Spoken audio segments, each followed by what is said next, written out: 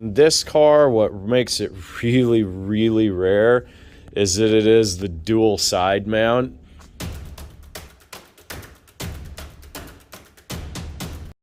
So this is gonna be a video to show some of my dad's cars and show this 47 Studebaker Commander. My dad got this car up north somewhere, like around maybe like Norton or Natoma, somewhere almost on the Nebraska border. And this one is the Starlight Coupe. So it's got the big wraparound rear glass on it. This car, pretty original.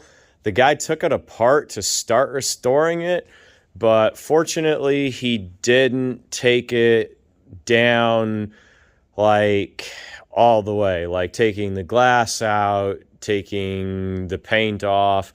So the original paint that's on here, it's kind of that sea green color. I'm actually hoping to be able to save it and compound it down, get some gloss back. This car, they'd taken the engine out and tried to start rebuilding it, which never really got anywhere, so it lays in pieces. I like stuff stock and original, but I don't know if I'm gonna be wanting to take on rebuilding a Studebaker Flathead 6. So I might put some other 6-cylinder in this car. I don't know what it would be, but as hard as this stuff is to source, I just feel like it would be a lot more drivable of a car with an updated power plant, something overhead valve, either inline 6 or V6. And if I come across the right one running, I guess I'll know it when I see it. Honestly, my best hope would be to find maybe somebody that's taking one of these cars apart to do a street rod or something that would be an original engine with all the pieces. It's just always best to keep it as stock as you can, because then you don't have to fabricate things, build things, just bolts right in, go right back in the same type of car that it came out of originally. Right now it sits collecting barn dust, awaiting time to get to it. And you can see there's a few places they sanded the paint off, but it'll have pretty decent patina overall. Kind of a cool thing about this, it's got these dark green painted wheels, and then they had like a blue and yellow pinstripe to set that off. Got the classic Phillips 66 Super Action tread tire. Another cool thing, it's got this aftermarket Venetian blind shade thing in it, which is really cool.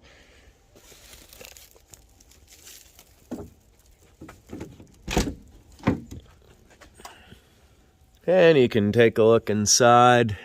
I mean, this car was just really, really well preserved. Like, even the upholstery is still pretty usable. See the porta walls in there, like even the headliner's still good in this car. Man, the smell that's in here too, it's just like all that old wool and that old rubber. Smells like 1947. So this is my dad's 1950 Plymouth. This car is kind of significant to him because when he was growing up, they had a 49. My dad grew up in Washington, D.C., and they drove to Kansas, which is where his mother's family was from. Not every summer, but a lot of summers.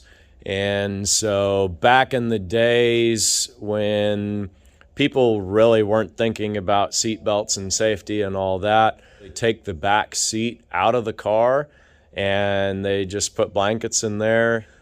My dad and his two older siblings would play in the back. So my dad was born in 48, and his family really, probably of all the families you'll ever hear of, were like the quintessential all-American family. So granddad was born in 1919 in South Dakota. South Dakota has a pretty short history of the beginning to the heyday. About 1881, I think they became a state.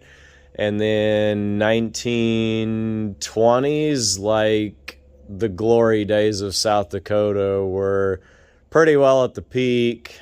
And so granddad had been born 1919, grew up in the 20s, and then his teen years were during the Depression. And I think when World War II came around, like that was kind of his ticket out. Granddad went and wasn't in the infantry. He was in like the radio operator. I don't know what they called them, but one of those groups that set up communications. And so he saw a lot like he just didn't really talk about. And when he was out of the war, he went back to the U.S., but he wasn't going to go back to South Dakota. So he thought, hey, been a GI collecting check for working for the government out on the battlefield, so why not stay in government service? And so he actually worked in Washington, D.C., in the post office, and worked his way up. I don't really remember what his actual title was when he retired, but he was in the office. So granddad bought one of the quintessential little brick row houses in the suburbs in D.C., and dad was born in 48. He had a couple siblings. They were born, I want to say, like 53 and maybe 56. And then my Uncle Richard was the youngest. He was born in 64. He was kind of the oops baby. And so, like the quintessential American family, like my dad was born at the beginning of the baby boom, and then Uncle Richard was born at the very end. And so this car just really is, to me, not the one that my dad grew up riding around in, but it's very much like it. You know, it's a slice of that post-war Americana, post-war prosperity, and 50 Plymouth like this. Like, it's not that different from a Ford. It's not that different from a Chevrolet. Looking at this car, you can see every manufacturer had their own unique design cues and their own just unique flair that, yeah, they kind of look the same. I mean, people say that about modern cars, but when you looked at them, there were individual little things that you could pick out. So the last one of my dad's is this 1940 Buick. This is the Century. So your Century had the smaller body with the more powerful engine. This is like a Buick Special as far as body panels and doors, but it's like a Roadmaster as far as the engine. And I've been told the Century came out in 36 and they named it that because supposedly it was like the first quote-unquote muscle car, and it could do 100 miles an hour, which is where the Century term came from. I don't know if that's accurate or not. But anyway, that's where the Century started. And this car, what makes it really, really rare is that it is the dual side mount.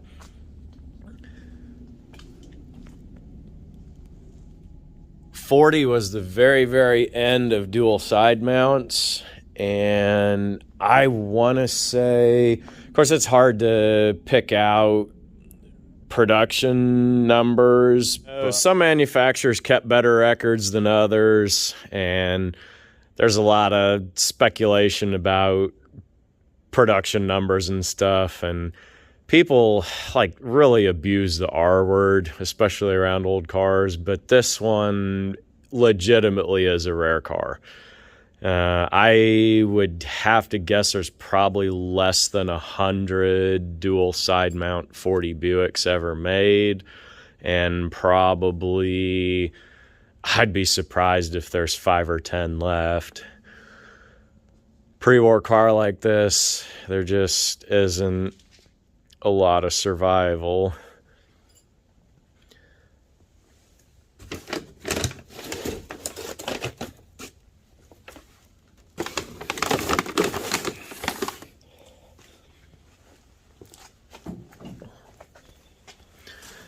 This one's pretty typical of your 40s cars.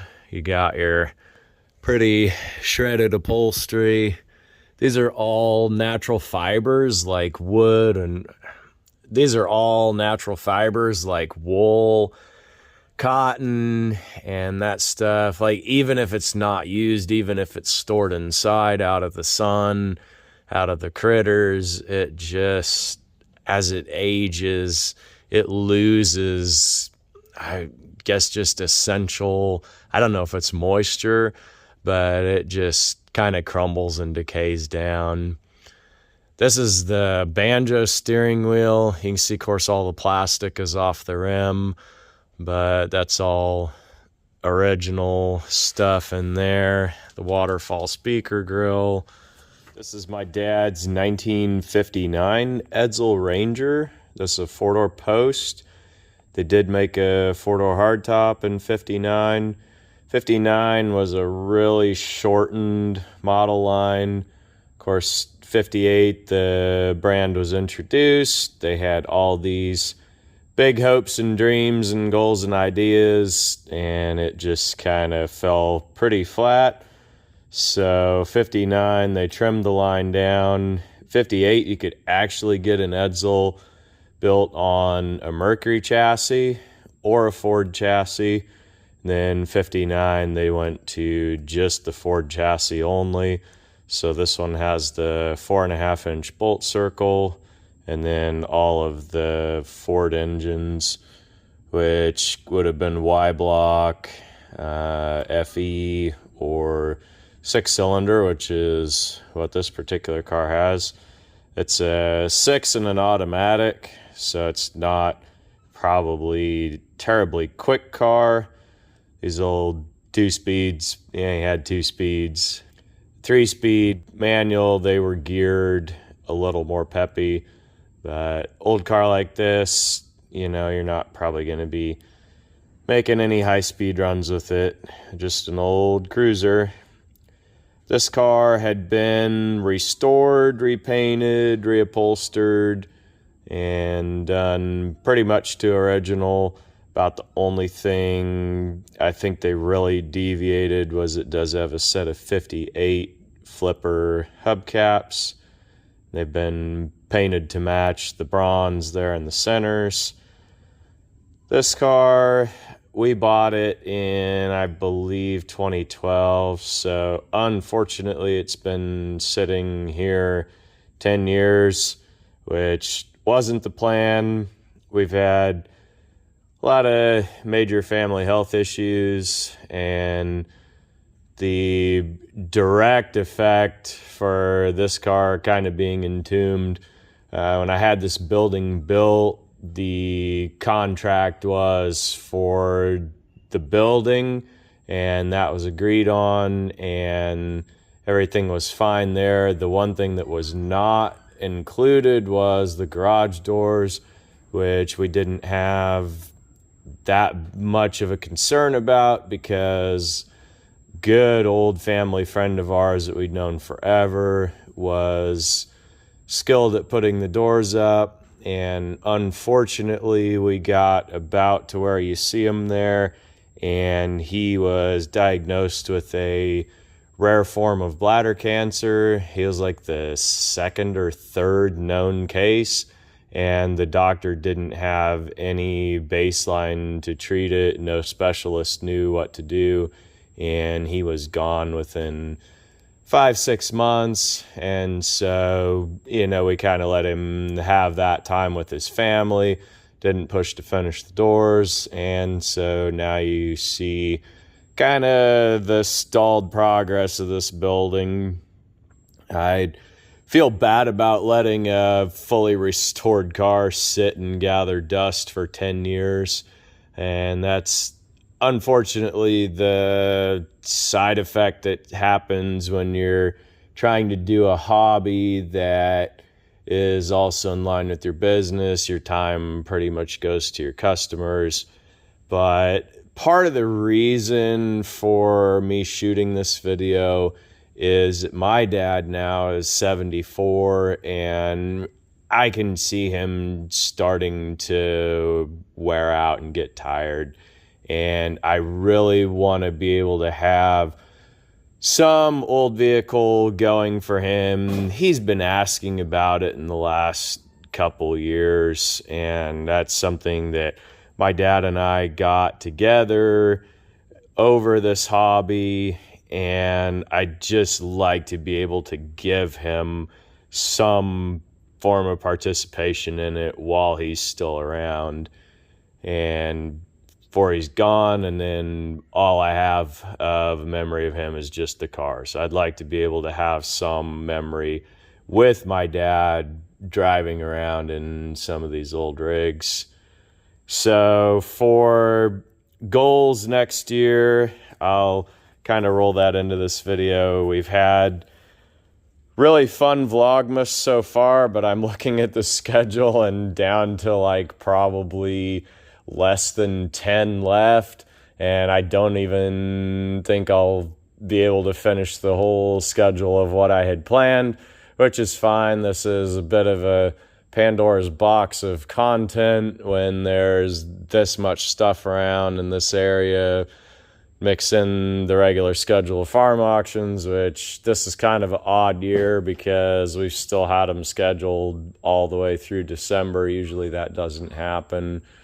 So I'll maybe wrap a little in the end of this video just to say that goals for next year are to be able to get this cleaned up. And I've been very, very grateful for Joe. I would consider him my best friend, and he just has a good skill set. And one of those things that he does have a lot of good knack for is building stuff. And so one of the things I was very, very grateful for this year was that he helped me get this shelf of oil cans finished. And then not only are those done, which I shot a video for, we also were able to get this wall up, and then everything that's up there is just stuff that either was around or on the floor. I guess I had a lot more of a hope that there'd be room for stuff to come off the floor and off the cars to go up on these shelves. I mean, I don't know, there's probably 700-800 oil cans, and that's a lot, but there's still a lot more left to go, which is goal for next year. And then getting these garage doors up will help make this building a lot more usable, a lot more functional, to be able to keep running cars started and moved and fresh, which on any old car is pretty important to do. Otherwise you end up with just decay related storage issues, which nobody wants that. So that's something that we're working and aiming toward for next year. And then my other main building, the back part is destined to be a service bay. It's a goal that I have. I've already got a 2-post lift set up in there, another Survivor original car collecting dust. The lift needs to have a cylinder replaced. I actually used it one time, did a frame swap on a 66 Chevy Impala wagon and spit the seal out when I let it down and just kind of shut the door and didn't go back. And again, back to the same idea. This is a business. All your time goes to your customers. And the reality is you do have time for what you make time for. And next year, I definitely have a goal of making time for my dad while he's still around, for doing stuff with his cars and working on that part of the building, getting that to be a functional service bay is a definite goal to work toward.